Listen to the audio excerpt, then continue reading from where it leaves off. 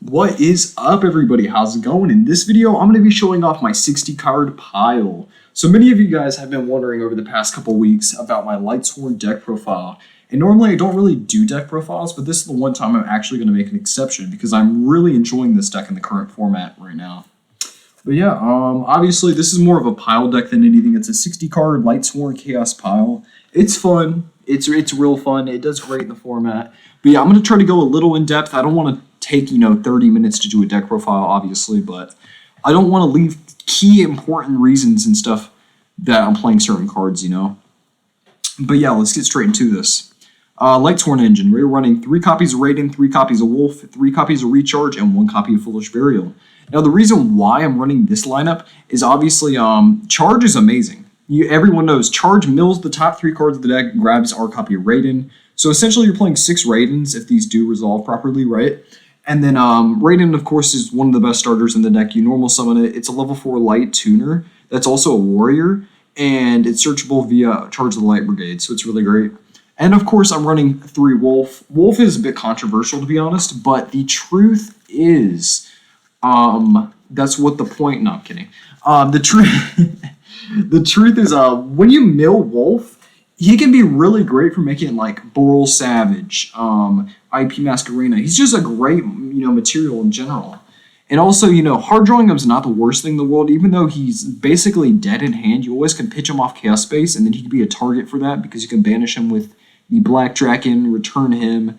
There's a lot of things you can do in this deck, obviously, but yeah, this is my lineup. You can definitely cut the Wolves all together. I enjoy it. I'm not on Lumina because of the fact that this deck already uses a lot of the hand as it is, right? But, Lumina just kind of adds to it in a way. Like, it barely extends your end board at the end of the day because the more that you get rid of your hand, the less of a follow-up you actually have. But, it's definitely an option.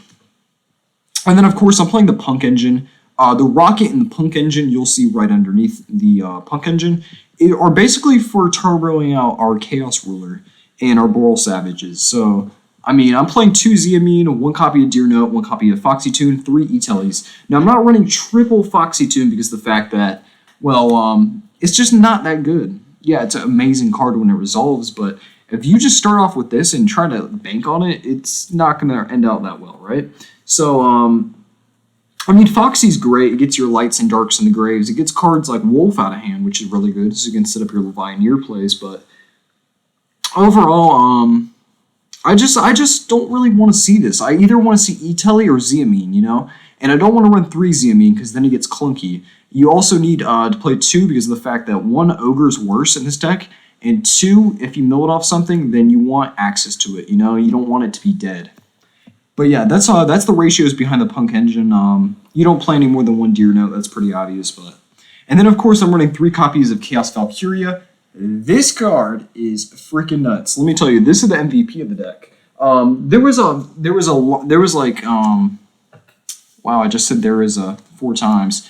But one thing players were doing a long time ago was actually playing Archlord Christia. And Christia is nice, right? But there's so much commitment you actually have to do to put up Christia. And at the end of the day, I feel like I'm just losing so much advantage. And it kind of, kills my win con at the end of the day, actually putting up Christia. But it's kind of situational. If you want to side deck it, you want to play Curious and all that. Personally, I just don't think it's that great right now, especially with cards like Droplets, Droplets, Dark Ruler, and many other cards. But, it's definitely an option if you want to go that route. And then, of course, like I said before, the Rocky Dragon package. I'm running 1 copy of Tracer. This card is freaking nuts. You don't want to run 1 more. I did consider actually running more than 1 copy, but the truth is, if you draw too many of these, it can become very, very clunky. But yeah, I decided to run 1 Caliber. I just thought, versatility is probably better. Just having more options at the end of the day was probably better. And also, Caliber can bring out Brotar if you hard draw it. So, it's not the worst thing in the world. And then, of course, 1 Recharger, no Synchronons. I just think, there's only really one way you're going to be bringing out Hot Red in this deck. And realistically, the only way you're going to bring out Hot Red is if you use your copy of Jet Synchron plus Chaotic Magical Dragon to set up your negate for the Needle Fiber play. But besides that, it's nice, but, it's kind of clunky at the same time. I wouldn't really consider playing Jet Synchron. But yeah, of course, 3 quick launches. That's basically, the rank 8 turbo cards or the level 8 synchro turbo cards. And then, of course, we're going to get straight to the Chaos package. You're going to see the Spice. Well, kind of. But yeah, we're just running 2 copies of Chaos Dragon Legionnaire. This card is nasty. Let me be honest. I don't want to play 3 copies of this card. I'm only running 2 in my build because of the fact that, yeah, it's good, but at the same time, it can be a little clunky at 3. So I just, you already have access to it via Melody of the Waking Dragon. There's so many different ways to this card that I just think, 3 may be a little bit too much, especially if you already draw Melody itself. And then, of course, 1 Chaos Emperor. Pendulum version is the best way. Don't play the OG. If you have the OG, you can play that, but this card's nuts.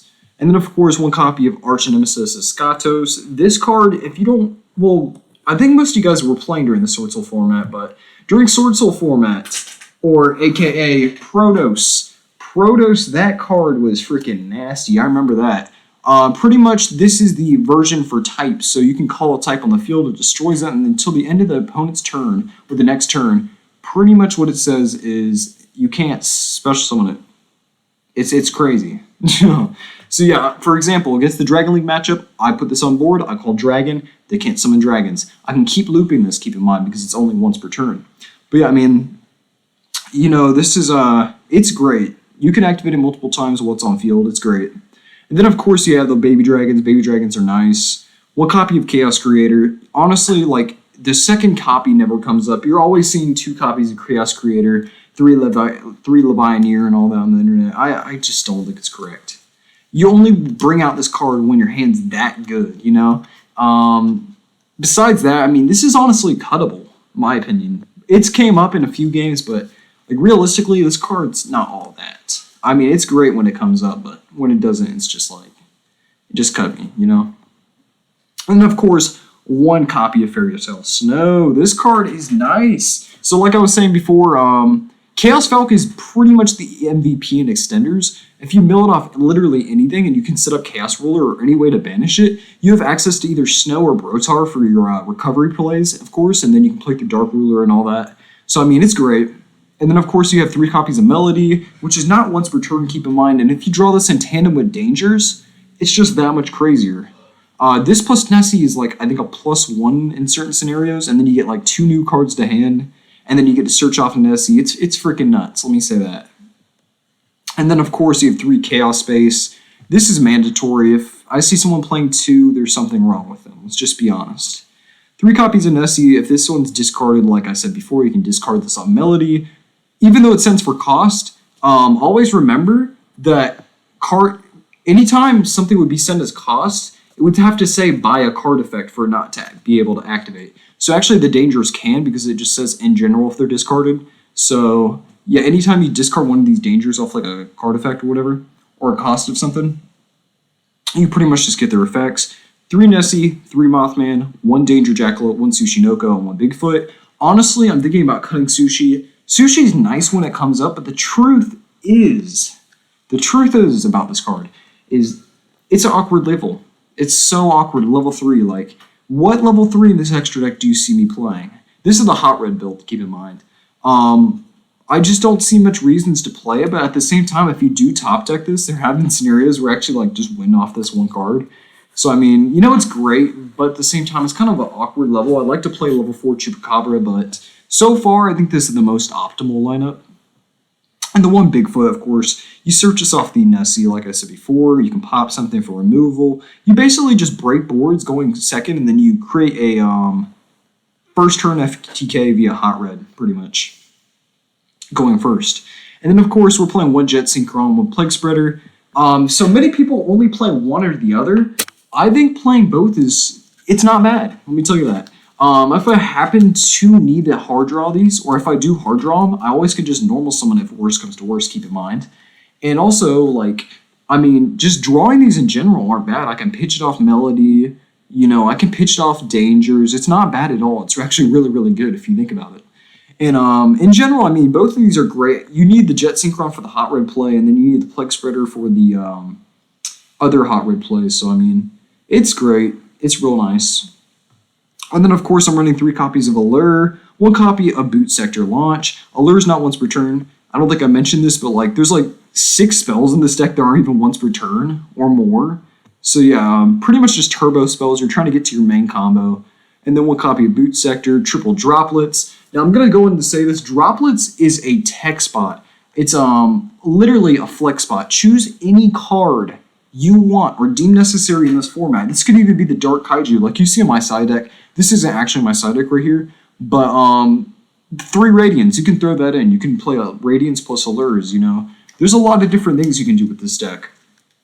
But yeah, I mean, Droplet's nice, but at the same time, it's kind of weird in this deck because I feel like Dark Ruler almost is better, but at the same time, Dark Ruler kind of stops you from going for game, and you could get OTK'd, so, you know, it's kind of a debate, but yeah, this is honestly the one flex spot in the deck, like I said before, so don't go in the comments being, well, this is bad. No, I'm kidding. But yeah, Droplets, it's a flex spot, let me say that.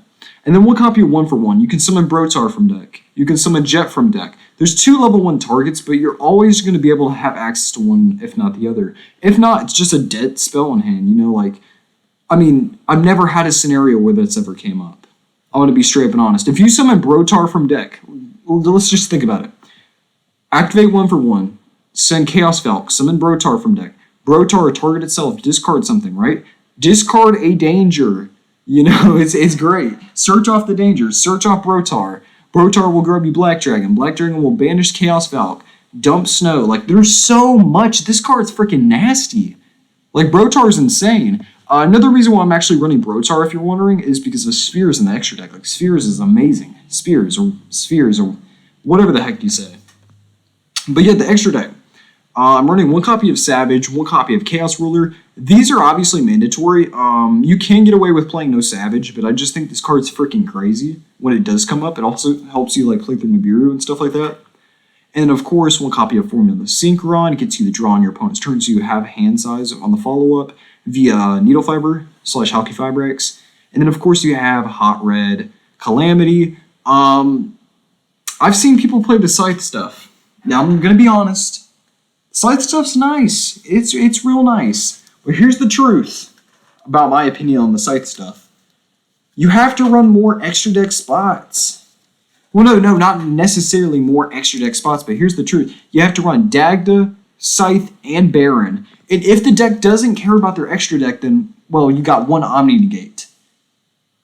If this resolves, you get a whole turn. Like, there should be no debate about it. Scythe is a lot more flexible, I guess, in a way, but this, in my opinion, is just so much stronger if it actually resolves. And if you don't want to put it up, you don't have to. You just draw a formula, you leave the rest of the combo to do itself. If you ever see my combo videos or my test hands or whatever, you know what I'm talking about. But I mean, you know, Hot Red's real nice. I've thought about even playing Satellite Warrior at a point, but, you know, there's not enough synchros for that, but anyways, we're going to the next monster. This is Zombie Vampire. This is basically like the mini Chaos Ruler in a way. Mini Chaos Ruler, that's what we'll call it. But yeah, pretty much what this says is both players mill 4. I summon a card that was pretty much milled off either player's graveyard. It's amazing.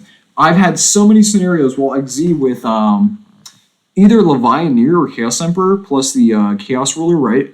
And I'll go to make Zombie Vampire. I'll summon out a tuner. The tuner will go to make Needle Fiber. We'll proceed from there. It's freaking crazy, let me tell you that. It gets you so many ways. If you don't have access to a tuner, 2 level 8s, mill 4. I'm sure out of 8 cards out of both players' decks, 4 cards out of both players' decks, you're going to hit at least 1 tuner, you know? You're bound to, basically, in this kind of format. Especially with how many hand traps are going around. But yeah, that's it for the Xyz and Synchros.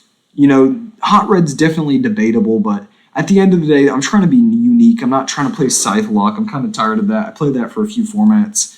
And I'm trying to try something new, you know? And then, of course, 1 copy of Access Code Talker, Access Code. Finally bought mine in the mail a few days ago, so that's going to be here. But yeah, Access Code, it's great. It comes up, you know, once in a while this card will come up.